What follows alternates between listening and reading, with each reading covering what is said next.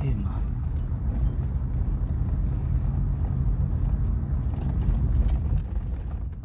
सब भाई लोग के गुड मॉर्निंग, प्रणाम, जय माता दी।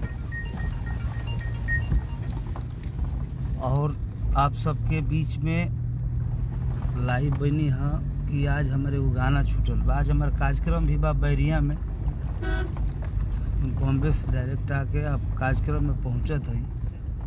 और आज एगो सुबह में गाना छूटल बा प्रमोद प्रेमी एंटरटेनमेंट से, जो कृष्णा भैया गाना और आर्या का संगीत, राम प्रकाश जी, रंजीत जी, सब कुछ शेयर एक बार कर दी।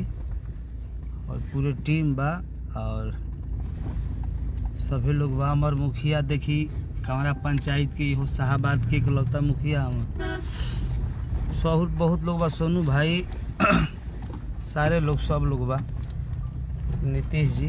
तो चाहब कि आप सबके गाना एक बार हम सुनाएं। बहुत ही प्यारा सॉन्ग कवि जी के लिखल है, आप सब शेयर जरूर करब।